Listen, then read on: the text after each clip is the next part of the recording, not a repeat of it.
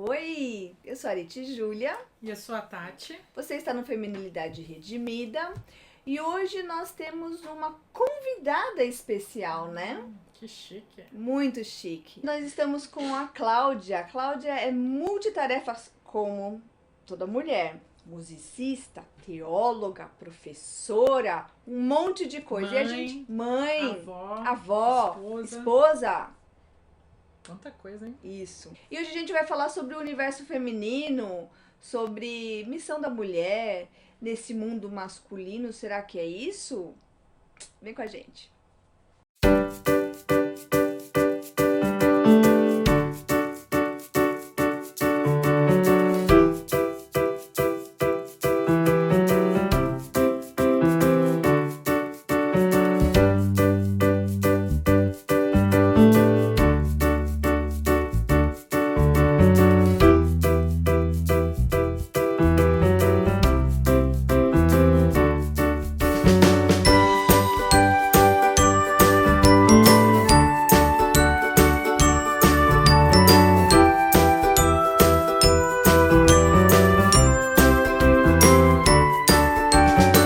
Voltamos aqui então para conversando com a Cláudia ainda sobre o papel da mulher. E nós temos uma pergunta. Sim, vou tentar resumir a nossa pergunta. A nossa, não, a minha, né?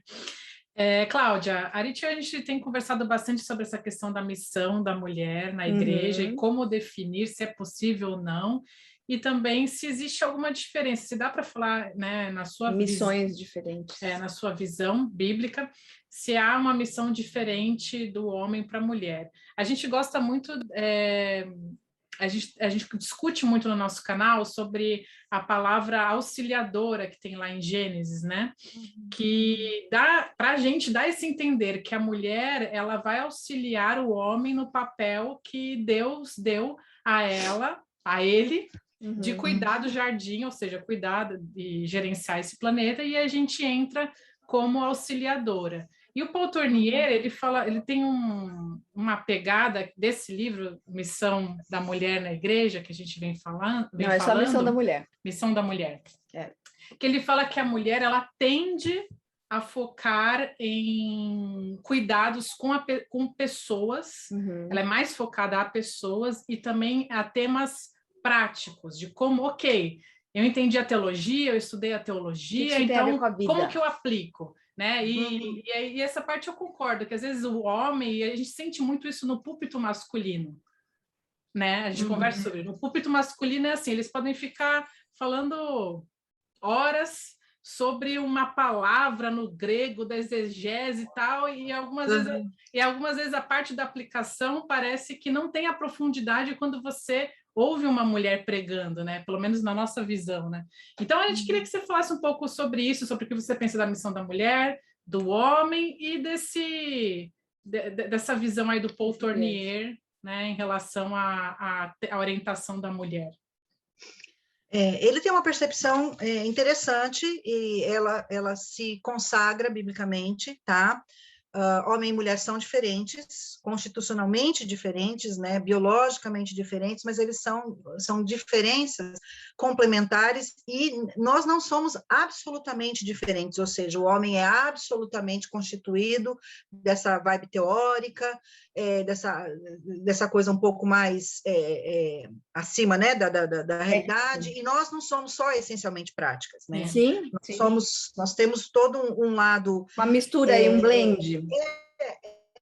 A gente tem um blend disso, e eu acho que o que atrapalhou muito é a gente setorizar isso de uma tal maneira em que, quando uma mulher ela se mostra competente na área lógica, vamos dizer assim, né? O pessoal que vai para engenharia, o próprio pessoal que vai para filosofia, que precisa ter um encadeamento, né, de pensamento ordenado.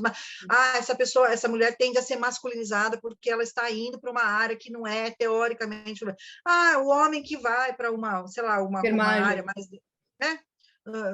Então, veja como a gente vive de estereótipo, né? Apaga isso. No reino, não tem isso. Tá? No reino há diferenças funcionais, mas no caso a gente tem essas nuances de homem e mulher, elas são feitas de tal maneira que a ideia ali que você levantou, né, de ser auxiliadora, é alguém que olhe nos olhos. É basicamente isso. Ou seja, existe você olha, o que é conversar olhando no olho? É diferente de você conversar com alguém que está acima de você ou você se sente subalterno, porque quem conversa olhando no olho tem respeito, tem equivalências, tem... Ou seja, no jardim, o que Deus estava planejando é que essa nossa sociedade, né, homem e mulher, ela funcionasse de uma tal maneira que quando um deixa, o outro pega com naturalidade, né? É óbvio que toda sociedade, para funcionar, precisa ter alguém que feche a questão. Então, a gente está falando de liderança, e ela é bíblica, mas não é uma liderança no sentido de que para um liderar, o outro tem que se anular, o outro tem que se acabar. Eu acho que o que aconteceu no Éden, né, quando houve aquela distorção, que Paulo, lá em 1 Timóteo 2, explica, né, a razão por que a mulher deveria ficar calada, e essa é uma discussão enorme, o que significa esse calada, né, tem tratados sobre isso, um dia a gente pode conversar sobre isso, mas essa ideia dessa submissão, que quase que implica numa anulação, que não é isso, né, porque Paulo desperta o outro lado da missão feminina, que é a mulher que se reproduz não fisicamente, mas num contexto de uma mulher que produz frutos, que influencia vidas, gera filhos, né? A gente vê isso, o exemplo da Priscila em relação a Apolo, a gente vê isso de Lídia, até cuidando de Paulo e de Silas ali, apesar dela ser filha espiritual delas, ela acabou servindo. A gente vê isso em mulheres que frutificaram na sua característica sem serem casadas, né? No caso da Priscila é casada, né? Mas assim, então, essa coisa da missão, do olhar, né, do olhar no olho, e você entender que, se você é casada, você está acoplada a uma missão que Deus dá para o casal, cujos desempenhos são diferentes, porque são complementares, duas pessoas fazendo a mesma coisa, alguém vai ficar faltando a outra coisa. Então, é uma questão de lógica, Deus é extremamente lógico nisso. E que as missões não têm valor diferenciado, elas têm expressões diferenciadas. Quando eu penso nisso, eu vejo a beleza de um projeto bem arquitetado para que a coisa funcione. Né? O que acontece? Com o pecado, houve uma distorção, aquilo que eu falei, as coisas de Deus são de uma maneira, as coisas dos homens acabam tendo outros reflexos. É estragado, né, por natureza. Exatamente, a gente veio bugado. A gente veio bugado. E outra coisa, quando a gente converte, a gente recebe um software de altíssima qualidade para rodar num hardware bugado. Ou seja, se não é o Espírito de Deus fazendo a gente assimilar a cultura do reino e tentar, junto com ele, restaurar o projeto e a missão casal, a gente não dá conta, a gente pira. Por isso tem muita mulher doida aí, né? Então, o que a gente tem? Má informação, a gente tem projetos de poder, a gente tem compreensões equivocadas das coisas nas escrituras, tudo isso precisa ser restaurado à luz do quê? Do conhecimento que Deus nos dá. Então, a questão da missão funciona como? Antes de ser casal, eu sou indivíduo. Sim. Se eu vou para um casamento, achando que no meu casamento eu vou encontrar minha identidade, eu estou dando uma paulada na minha moleira. Por quê? Porque não se encontra uma parte com um nada. E nós não conseguimos ser nada. Nós temos identidade. Em Cristo, a gente sabe que a gente é alguém, porque Deus nos faz nos sentir, Ele nos faz nos perceber. Os dons espirituais que são manifestos em nós nos motivam a querer realizar, a querer desempenhar. Então, não dá para a gente pensar que eu vou chegar no casamento e aí eu saí da igreja, eu deixei de existir. O ser não tem essa perspectiva anulativa. O ser tem uma perspectiva de engrandecimento, é um fazendo o outro ser o seu melhor, a sua melhor versão. Então, a missão está muito ligada a isso. Eu estava comentando também com relação às nossas construções, como Deus constrói a nossa identidade. Para eu saber a minha missão, eu preciso saber quem eu sou, para isso eu preciso olhar para a minha história. Eu preciso olhar para as minhas dotações, eu preciso ser honesta comigo. Não adianta eu querer ser astronauta. Eu detesto matemática. Eu vou ser uma pessoa, né? Vão me jogar lá igual um macaquinho lá, aquela macaquinha que viajou lá com o pessoal lá. Ela foi lá de carona. O que ela ajudou? Nada. Ela, só o exame de sangue que depois que operou. Eu seria exatamente aquela macaca lá. Mas em outras áreas, eu já tenho proatividade. Eu já tenho mais liberdade, eu transito com... Por quê? Porque Deus me dotou para aquilo. Isso serve para todos nós. O problema é que nós deixamos a vida nos levar. A gente é Zeca Pagodinho. A gente deixa o baile rodar e depois, lá no meio da vida, que a gente fala, puxa vida, olha, eu tinha esse dom e não sei o quê. Mas isso já estava tudo lá. Para quê? Para nossa missão. E aí o que acontece? Junto com a construção da gente como pessoa em Cristo, ele vai nos mostrando, né, as oportunidades que ele nos deu, aquelas coisas que nós realizamos, as experiências ruins que vivemos, todos os laboratórios que Deus foi trazendo, que a gente muitas vezes acha que é, né, a gente sabe que tem soberania, mas a gente acha que é meio aleatório, né? Ah, não, era assim mesmo, tinha que ser assim. Para e pensa, por que que Deus deu aquela família para você? Você já parou para pensar? O que que você trouxe da sua casa? No que aquilo influenciou a sua vida? Quais foram as moldagens, né, que você recebeu ali? Coisas boas, coisas nem tão boas. A igreja que você teve, a sua experiência com Jesus, tudo isso são fatores de construção, são identitários. E são elementos constituintes da nossa missão. Agora, a missão, ela não começa e termina exatamente do mesmo jeito. À medida que a gente vai crescendo como pessoa, né, a gente passa pelos diversos estágios da nossa vida, nós vamos tendo modificações, ramificações da mesma missão, porque nós somos as mesmas pessoas em ações diferentes, em contextos diferentes. Os americanos falam em seasons, em não temporadas, mas em fases de vida. Em fases diferentes, isso. Então, isso é muito importante, porque quando a gente pensa de maneira estanque, eu sou assim, de maneira assim, neolítica, né? Aquela coisa quadrada, né? Hermética, a gente perde muitas oportunidades de operar a nossa missão com grandeza, com largueza. Então, o que acontece? À medida que eu olho para a estação da vida que eu estou vivendo, eu preciso perceber quais são os elementos que Deus trouxe para os quais me influenciam, ou seja, que situações eu estou vivendo de saúde, no meu casamento, fases que a gente vai vivendo, e como naquele momento, naquela situação, eu desempenho a minha missão, utilizo o meu dom, eu floresço ali. Porque há momentos em que a gente fala assim, é impossível dar certo esse negócio na minha vida, eu estou numa situação em seca total, né? Eu estou numa situação travada, você pode pensar em mil coisas, né? Eu estou num momento difícil, com um filho doente, eu estou travada, eu não tenho como eu desempenhar a minha missão acompanhando uma criança ou um bebezinho. Isso são enganos de Satanás para que a gente se sinta tolhida na nossa feminilidade plena. Por quê? Porque a missão de Deus, ela se expressa através de nós em todos os momentos da vida, em todas as áreas da vida. A gente só tem que estar com a antena ligada para perceber o que é que está acontecendo agora. Deixa eu exemplificar um pouquinho o que aconteceu comigo. Eu me formei no seminário muitos anos atrás, e eu nunca tinha operado na minha área teológica. Muito interessante. Eu fiquei muitos anos assim, tipo nada. Eu tinha uma escola de música, acompanhava meu marido, ele é ministro de música e tal, sempre fui acompanhante dele. E, gente, eu não era Cláudia Krieger, eu era Cláudia Crise, porque eu vivia achando que tinha um buraco no meu coração. Pensa numa pessoa incompleta. Porque eu falava, não é possível que eu errei tanto na minha leitura, que Deus me deu a oportunidade para um seminário, de ter, né, uma certa capacidade intelectual, competência e tudo mais, e de repente o negócio está lá, né? Eu era muito tapada, porque eu tinha oportunidades que eu não aproveitei, porque eu achava que a única maneira de operar era estando numa igreja, como educadora cristã. Olha o bloqueio, olha o pensamento unidirecional. Então, algumas coisas não rolou porque eu não tive sabedoria, essa que, graças a Deus, estou adquirindo com a maturidade. Passaram-se alguns anos, eu voltei, tive minhas filhas, tudo mais, tal, cresceram um pouquinho, me chamaram para voltar a estudar. Foi uma coisa interessante. Eu tinha um grupo de mulheres em casa, porque eu achava que aquilo eu podia fazer.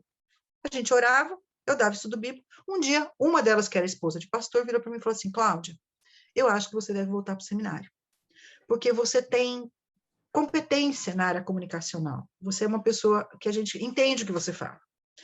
E nós precisamos de mulher nessa área. A gente tem muita coisa, mas muita coisa assim, às vezes mais rudimentar e tal. Você leva a gente a pensar um pouco além. Tem muita coisa chata também, né? Só. Então, mulher, né? mas isso a gente deixa para lá, a gente pula essa parte, Anite. Aí, assim, ela foi um instrumento de Deus na minha vida, porque eu comecei a considerar né? Voltei para o seminário, terminei o bacharel, fiz o mestrado e caí no vácuo. Fiquei 8 anos em Goiânia. Eu dei aula 2 anos, estava dando aula aqui já no Seminário Palavra da Vida, nós mudamos para Goiânia, fiquei 8 anos lá no vácuo. No vácuo da minha perspectiva tola. Por quê? Porque as amizades que eu fiz, os relacionamentos, as aulas de escola dominical que Deus me permitiu dar, fui convidada, comecei a trabalhar um pouquinho na igreja, tal. O presbiteriano é bastante rígido com essa coisa de mulher ensinando.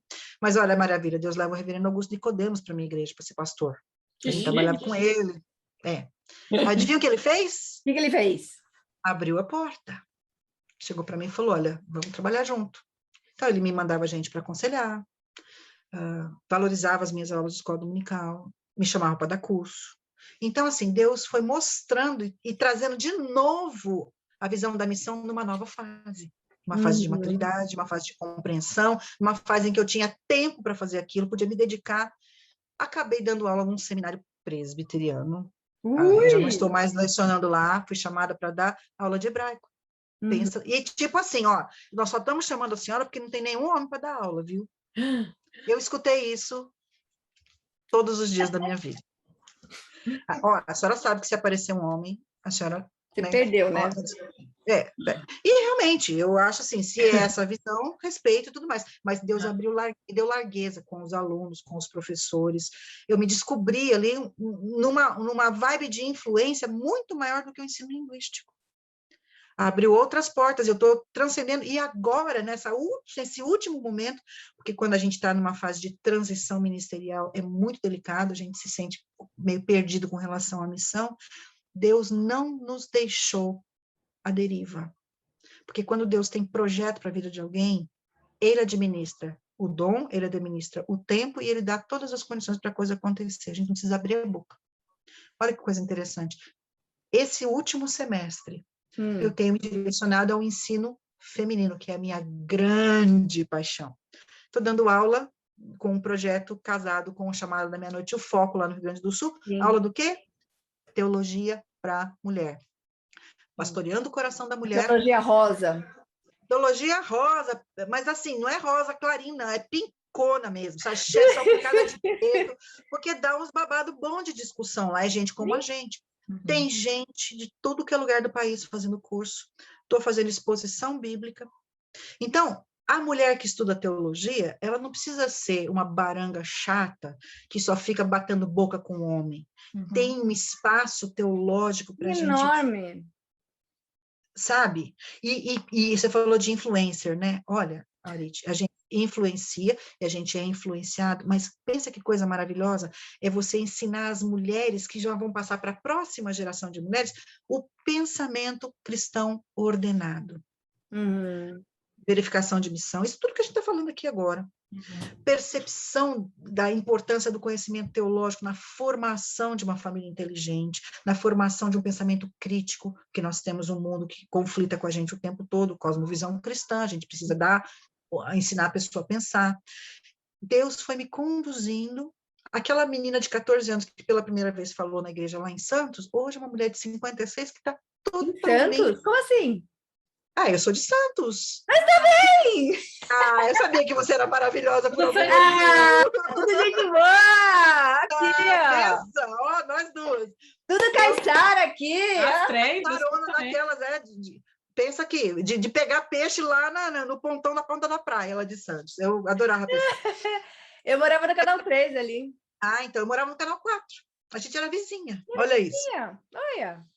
Mas você percebe como Deus tem, quando Ele tem uma missão para a gente, aquilo vai se desenhando ao longo da vida, e aí, de repente, o espaço que Ele dá para a gente trabalhar é uma coisa legítima, traz felicidade, traz realização, traz desafios, traz um medão danado, porque de vez em quando aparece lá umas coisas, né, que você precisa lidar com, né, detalhes, pessoas que não compreendem exatamente, aí fazem uma crítica, mas quando a gente está seguro em Deus, que está realmente cumprindo o projeto, que a gente está na missão, o marido entende, a coisa vem, fecha direitinho, não tem atrapalho, não tem sofrimento, tem parceria, é assim que Deus opera.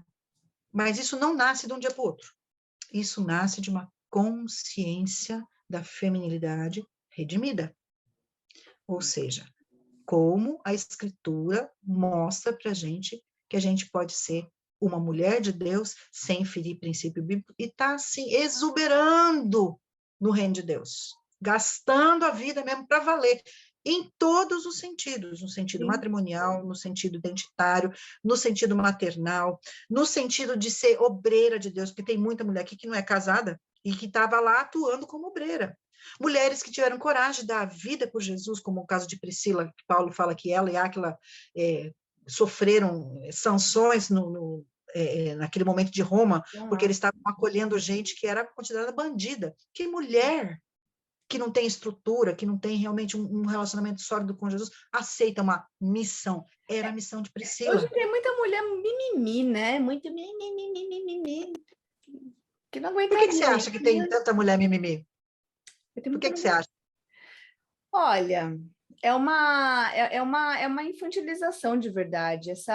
Existe uma ideia de que no meio cristão a mulher legal, assim, quanto mais burra você for, melhor, porque aí você não vai argumentar. Ele vai falar, é isso, isso. Ai, verdade, amor, verdade. Acabou, pronto. Ter uma mulher que pensa, que argumenta, que tem dúvida, que faz a pessoa dar seus pulos, isso é mal visto.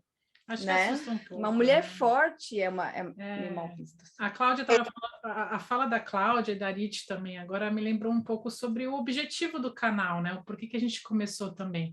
Que é alargar um pouco a visão da mulher cristã sobre o que é ser uma mulher cristã, né? Porque às vezes a gente fica tão preso a esses mimimis, como a Arit falou, essas coisas assim, posso trabalhar ou não posso? Posso isso, posso não...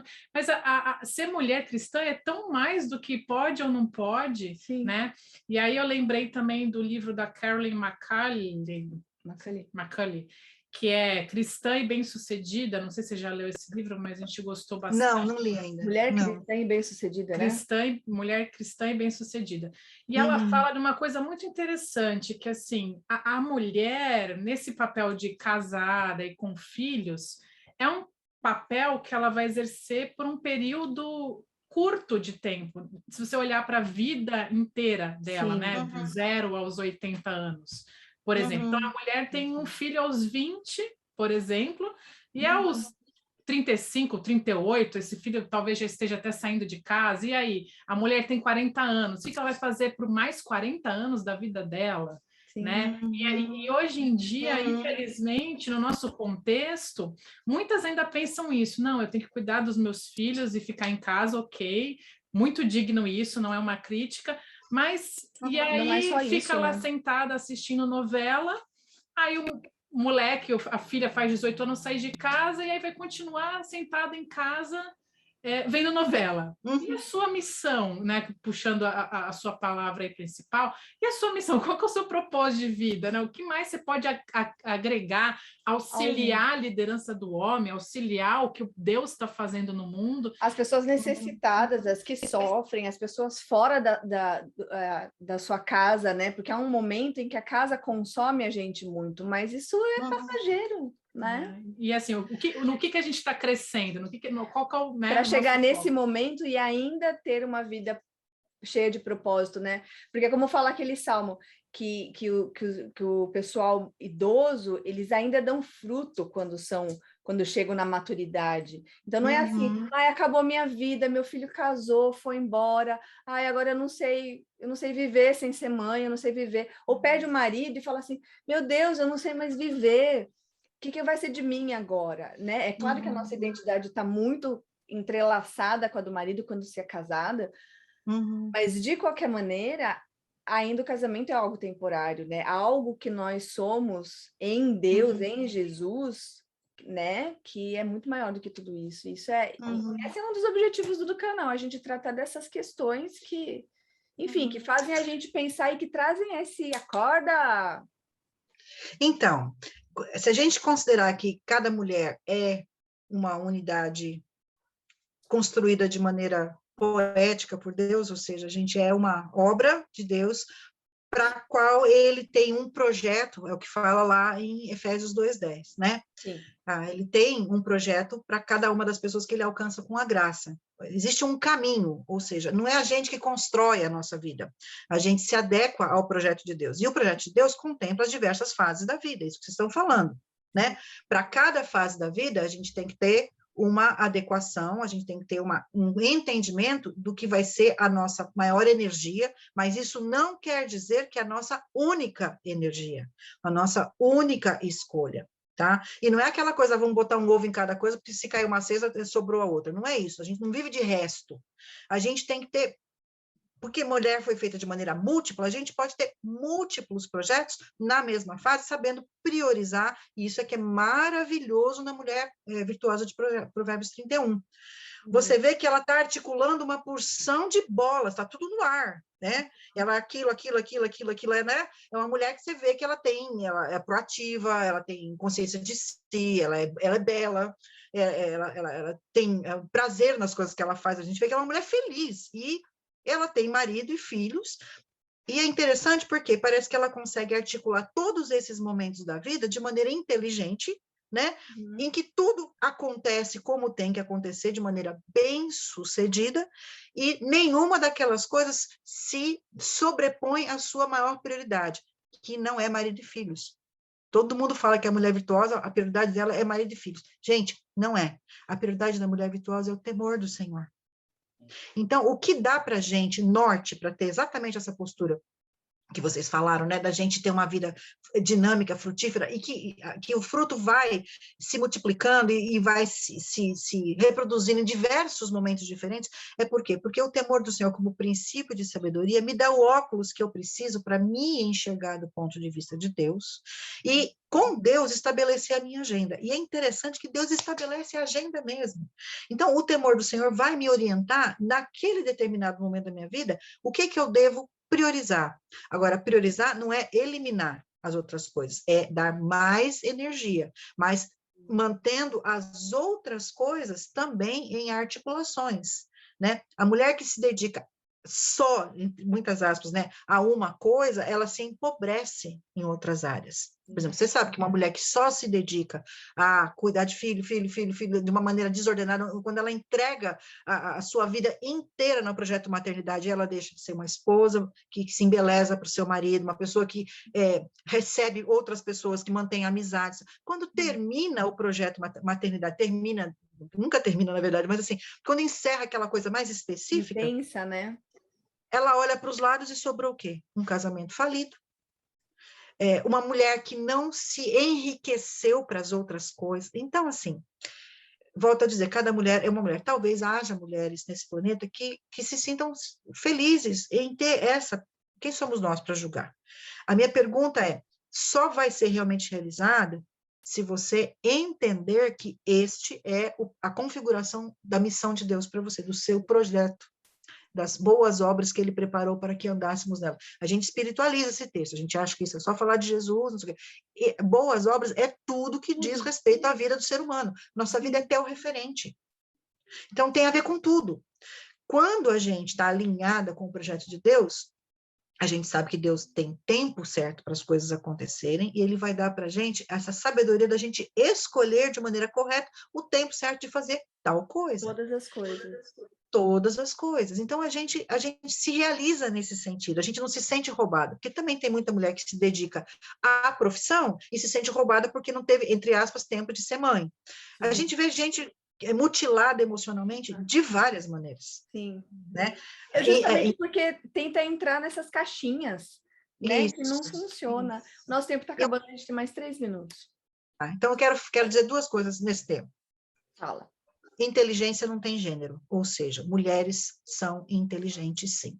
Agora, sabedoria e postura tem gênero. Mulheres inteligentes não precisam agir como homens. Sim. Elas são mulheres. Uhum. A gente só precisa ter esse cuidado, por quê? Porque nessa ideia da gente transcender, da gente vivenciar a plenitude da missão de Deus, a gente às vezes começa a agir de uma maneira que não corresponde à mulher que Deus quer que a gente seja. Isso está desenhado nas Escrituras. Não é a mulher do mimimi. A mulher virtuosa, na verdade, é a mulher forte, né? É a mulher, aquele termo é um termo militar, é a mulher vigorosa, a mulher poderosa, não é a mulher cheia de nhenhenhé. Mas isso não quer dizer que a gente tem que endurecer. Esse é o grande problema da discussão com o Paul Tournier. Mulheres querem ocupar os seus espaços endurecendo. Nós não precisamos endurecer para ocupar os nossos espaços legítimos. Pelo contrário, se a gente for mulher de Deus, de acordo com Efésios 5, com um coração cheio do Espírito Santo, que nos leva a uma atitude submissa no sentido bíblico, né, de estar colaborando para que a missão aconteça, nós vamos ser as mais felizes e vamos ser atraentes. As pessoas vão querer estar conosco, Amém. porque elas vão ver em nós uma diferença. Sim.